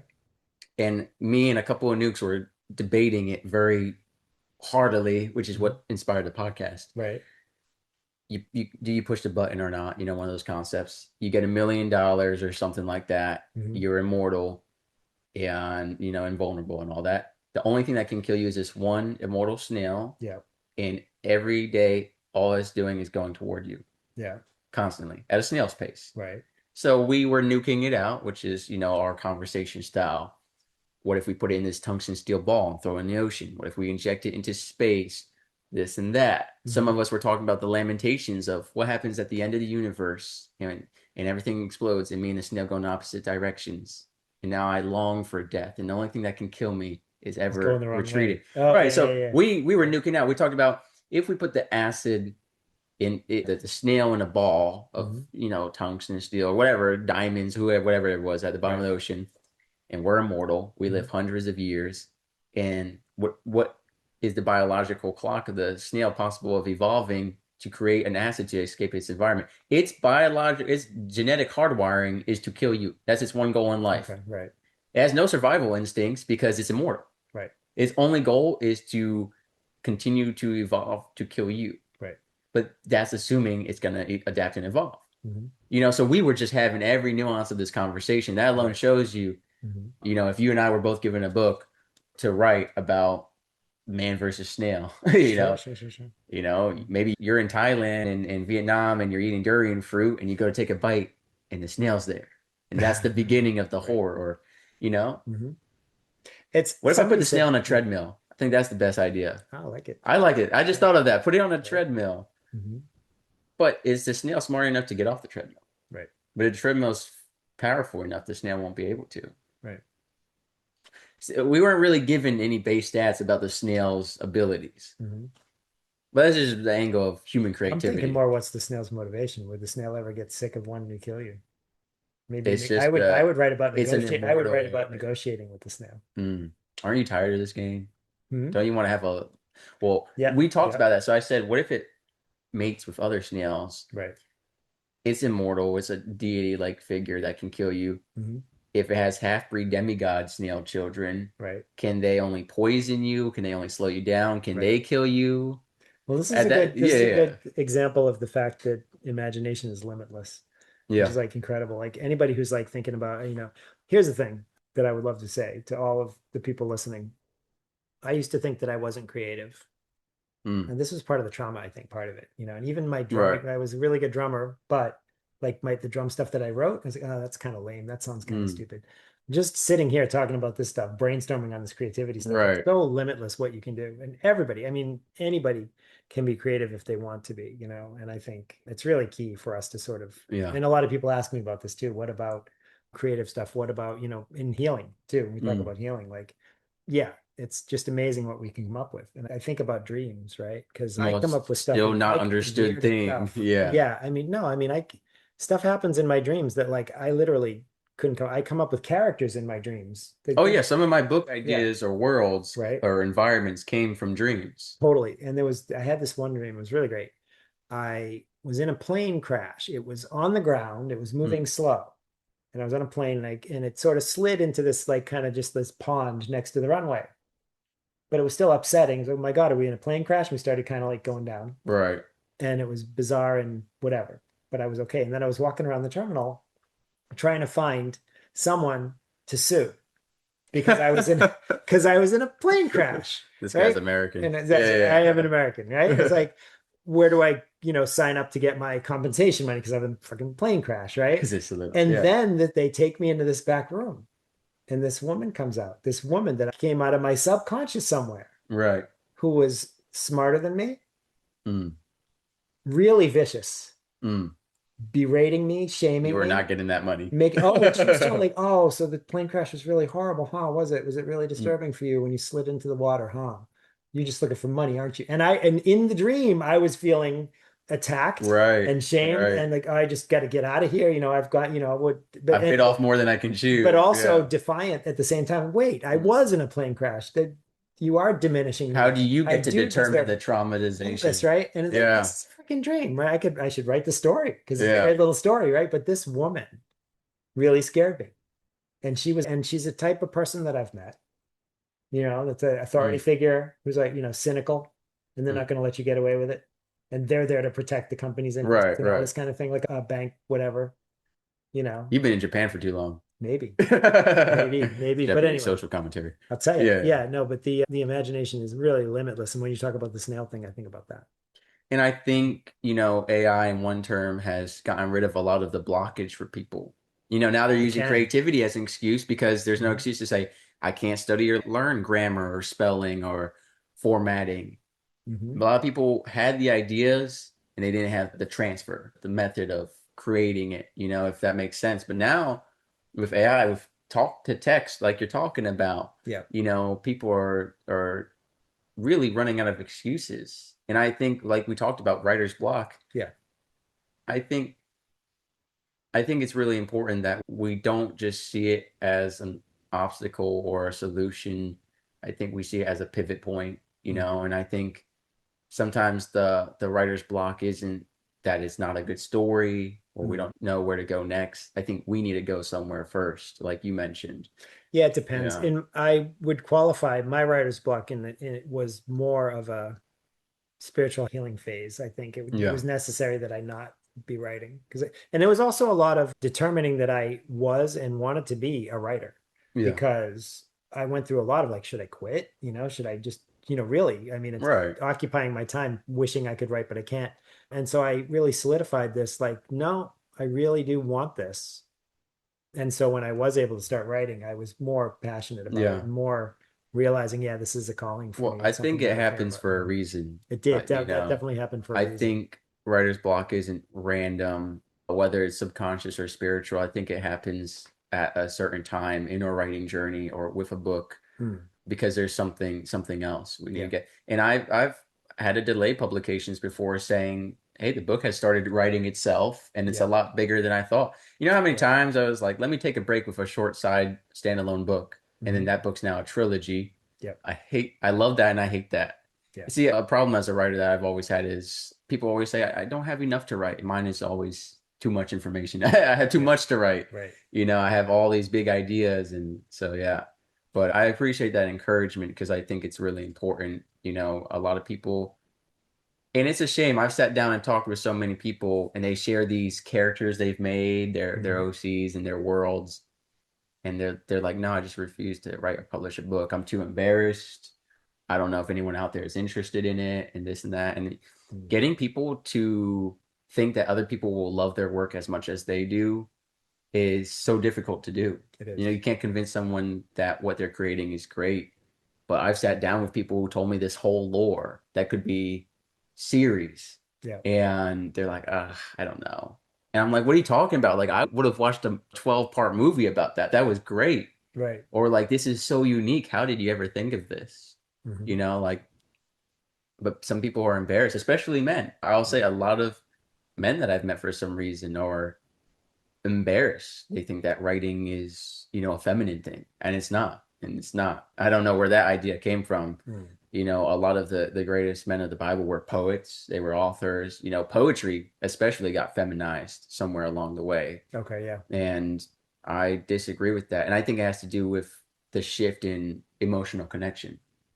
Maybe. Yeah. And I think you that's think the big about thing about it. like the strong silent type Yeah. archetype of guys, and you get that a lot in healing. But how can you say, oh, I love Stoicism and reading about Stoicism? Who do you think wrote it? A Right. guy, Right. right? Exactly. So I encourage everyone, don't worry about what people will think and use a pen name if you want. I mean, at the end of the Hmm. day, Yeah. or if you have the same name as another author, right? I was just thinking about that. Yeah, I swear I want to get my name back. I have davidhaskell.com. I shouldn't say this because somebody might steal it, but it's out there. It Mm, costs $2,000. mm, And I was like, do I want to buy davidhaskell.com? Because I own daviddeanehaskell.com, right? right. I'm Because not there's another quite author ready. also named David Haskell, right? Right. But the thing is that website is out there for if anyone wants to pay 2 grand. And I'm like, I kind of want to claim it. But I probably Such won't a right this minute. throwaway money pride moment. I won't at this moment. I won't play. If you're thinking about it, please don't gaslight me about buying it. But anyway, point is, like, I kind of want to reclaim my name. Mm, I and my okay. So this is very kind of goes deep because my dad's name is Dean. Was right. Dean. He passed away last year. He was prominent in Wounded Angels, Oh yeah. alcoholic Yeah. and raging and these kinds of things. And we had a very up and down roller coaster relationship. It ended well. We were on speaking terms when he passed away, and that's Mm, good. But yeah, it's kind of like I still cringe and carrying that family name. It has some like kind of pain to it, or like mm, I'd rather just sort of like go by David Haskell. But I respect the algorithms or whatever, and I mm. understand that it makes sense that and for the nonfiction too, it kind of makes sense to go by my full name. Yeah. But for the fiction, the first four books were David Haskell, and Solarian Deep is David Deane Haskell, and I'm still going back and forth with that.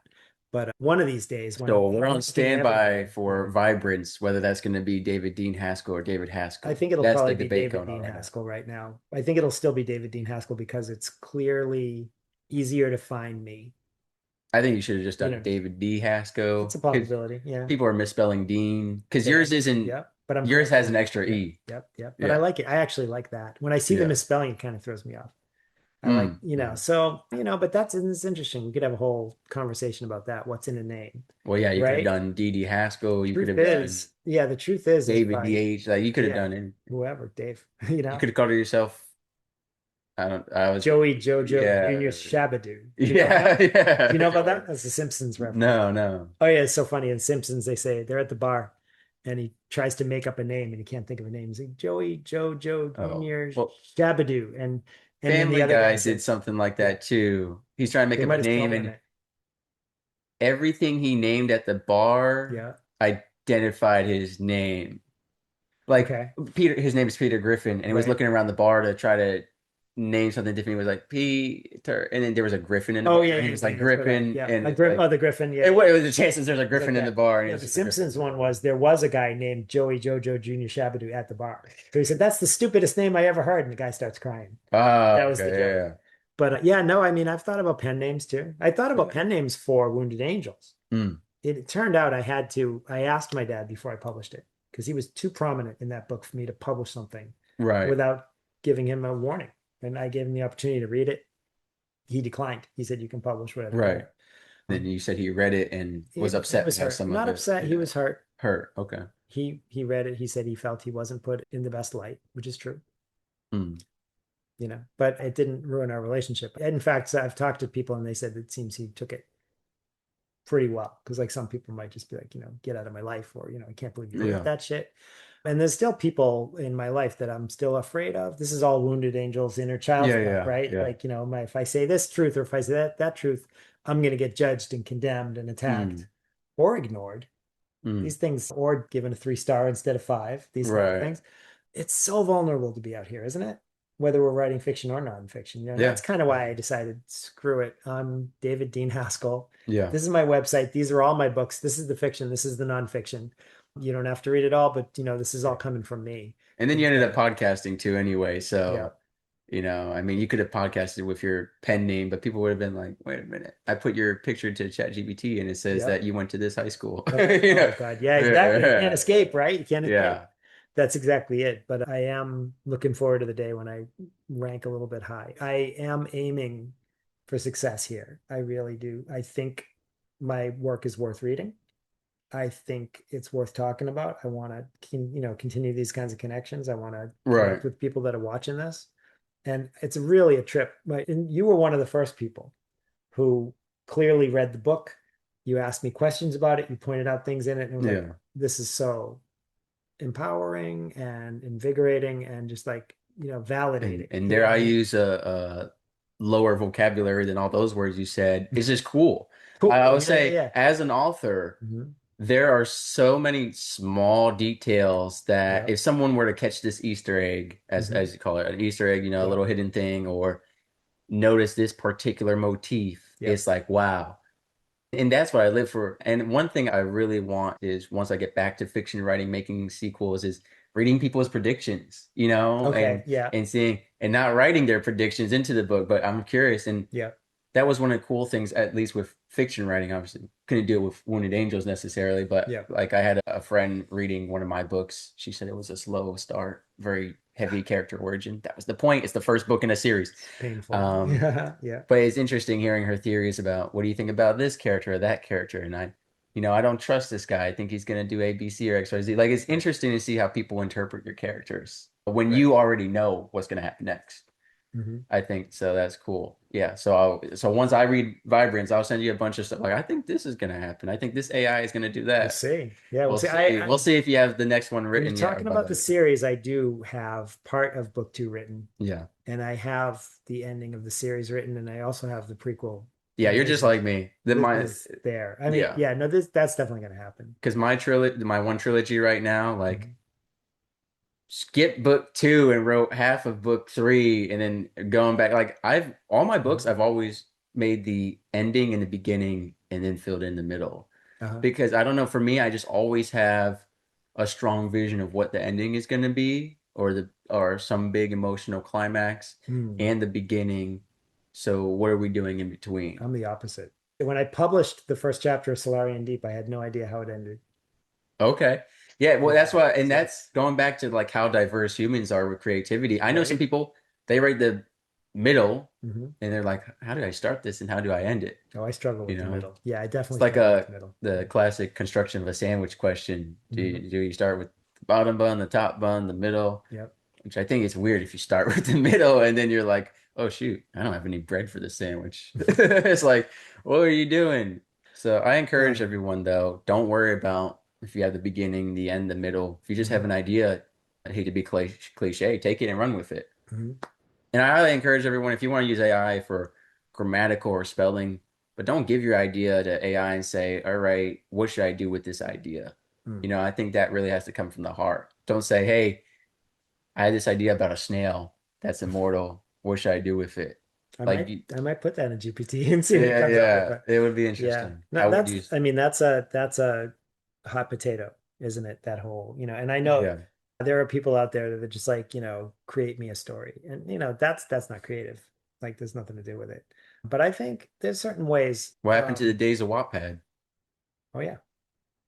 I tried Wattpad. They didn't like me that much. So I moved to Royal Road and then I moved to I've Substack. never So been a part of it. I yeah. just know it has a Certain, reputation for its yeah. fan fiction Right. section. It's just what Yeah. it's most famous Yeah. for good or bad, I'll tell you depending. what, I have a fan fiction version of the Star Wars prequels that is way better than what was out there. Someday, Okay. if I wouldn't get sued, I'd Well, write it. the clarity I Yeah. want to make is Hmm. fan fiction at one point got very synonymous with sexualized fan fiction Okay. on Wattpad Oh, specifically. really? Okay. Yeah, well, at least, well, we come from different generations, maybe, but Sure. it was really like when people say the word fan fiction, they Hmm. think of like a sexualized or romanticized version Ah, of a book with the main characters right. nowadays, rather than just like, here's an alternative that I wrote Okay. where Okay. Darth Vader is not one dimensional, Right. to Right. use your earlier example, Exactly. where he wasn't his father, he was actually his mother, and he had undergone gender changing We're not going to surgery. go there. Yeah. Whatever, I'm just Yeah. saying there's Mhm. there's 100 versions people write. Yep. And there's the SCP Foundation if you want to read all those different. I'm not sure if you're familiar with that. Nope. It's every time you throw this at me, I realize the generation gap is Okay, there. yeah. So the SCP Foundation was Mhm. introduced to me by, what do you call it? Person who lives on Reddit only, Okay. kind of person. But Yeah. there's essentially this fictional government foundation and website, and it has all these like reports Hmm. on different paranormal, I guess, situations, Okay. and all the reports are from different people around the world writing them. Okay. So I like one of them is a living room. That's a living room, and it's a government file in a living room that when you go into it, it digests human beings and it serves as a Okay. trap. There's, I don't know, like cats that shoot lasers. Like basically, it's a public forum kind of thing. Okay. So people around the world all write as a part of it, but they're writing their own unique thing. Okay. And some of the files will have all black text over half of it, redacted. So it's supposed to be like this fake government agency that we all contribute to as authors. Okay. So it's something pretty neat for some people who don't want to publish a book, but they really like writing about what if the government found this Oh yeah. paranormal situation Sure. and making a file type thing on it and Hmm. writing the report and stuff. Hmm. I think the Backrooms is an SCP, but I might be wrong about Okay. that. Oh really? That movie? Yeah, well, that's a long ongoing thing. I think that's part of the SCP Foundation, to give you an example. so much out there. I love it. Well, yeah, I'd and like and, to and see and that. Yeah. that's what I'm saying now more than ever. I think there's so many online forums and connection places for writing and creativity. Hmm. Or you could have a podcast where you just brainstorm book ideas, Yeah. and you have to pay to listen to the episodes though, because it's it might be making you money. So moving forward with your writing journey, we've got two books coming out soon, Yes. multiple being worked on in the background. Yep. What is it all looking like for you? And kind of as we end this here, what you kind of left us with a couple main takeaways Hmm. in line with kind of the future of what you're working on. What's the big question you want everyone to ponder? Or Mm. Well, the big question I want everybody to ponder is how can we be okay? And that's mm, all my writing. It's whether it's, trauma healing and, real stuff that we can talk about, mm, or where we're going to go from here. Because, the world's really messed up these days. yeah, And it's disturbing. yeah, But then people aren't listening to each other. And that's, 100%. so that's a concern, and I'm concerned for the state of the world. And that's kind of, I've always written sci-fi because I used to think about that bright, beautiful future kind of thing when I was a kid and looking to Right. escape. I'd have like a robot made and, we'd have like this really cool. But the thing is, we have most of that. So look at this cool microphone here. This is Oh very yeah. Star Trek. This Yeah, computer, yeah, the yeah. whole computer setup, we got this whole Asian background thing. Yeah. I mean, it's like the future's here in many ways. Mm, And even the stuff that I'm writing now, it's like, I don't know whether we're going to catch up to what I'm writing next year or in 10 years, yeah. but I know it's going to get there, Well, 100%. My and good. neighbor, he's in his 80s, and he Hmm. said, "Yeah, when I was younger, they were joking about this guy who had a watch and it, did all this cool tech stuff." And he goes, "Now everyone's got one." Totally. He You watched. don't even He need was one. born Yeah. before the hula hoop, so he's seen a lot of Yep. things come and go, Right. technology wise, Yep. including like the Apple Watches Yep. now, and Yeah. But people are yeah, talking about the brain chips and stuff like that, and it's like that's we creepy. already got. Yeah. But think about it. I mean, it's not. It's only one step away from having your watch on you that tracks your heart rate, your Sure. sleeping. We Yep. have machines that track our sleep, that track Yep. how deeply we're sleeping. And I mean, think about that. I'm going When to you be say it out very loud, it happy. sounds kind of crazy. It really is. No, but at the same time, like they talk about the toilet can evaluate our health Mm. and get samples and then tell you if you have the beginnings of cancer. The toilet? Yeah. So I didn't know you're that. giving it a stool sample and a urine sample every day. So a Wow. toilet could analyze your samples, and then if you have the beginnings of cancer, the toilet can tell you go to see the doctor. Right? That's miraculous. It's creepy, Yeah. but it's also you know what I mean? Like we have the technology to do so many amazing things, but the integrity. Okay, so let's go. Let's end this. And I It's know the you're a spiritual guy. yeah. And I am too. I don't talk about it a lot necessarily in terms of the writing, except with trauma healing. There's an element of Right, spirituality right. to my journey, which I don't shy away from. Mm. We can do almost anything we want technologically, Right. including blow up the planet, Mm. um, just make others out of everybody and push everybody else down and raise a few people up. We Mm. can do all Mm. that kind of thing. But the important thing, I think, is to all of us to focus on getting well. Mm. This is my writing, right? Right. It's wellness. It's about Mm. wellness, collective wellness, and personal wellness. And Right. so when we talk about this, the computers can do all these creepy, crazy things, Mm. and who's programming Right. them, and who's in charge. We're in charge Mm. if we want to be. This is the thing now. We're both American. Yeah. We have way more power than we know. Mm. Most Americans don't realize the fact that if we wanted to together, Mm. we could change the whole Constitution tomorrow. Mm. Literally. We could throw away the Supreme Court. We could get rid of the Third Amendment. We could tear it all up and start over. The Mm. people, nothing to do with Washington, nothing to do with the politicians. But we don't. People think, well, we don't have much power, we don't have much Mm. say, we don't have much of a voice.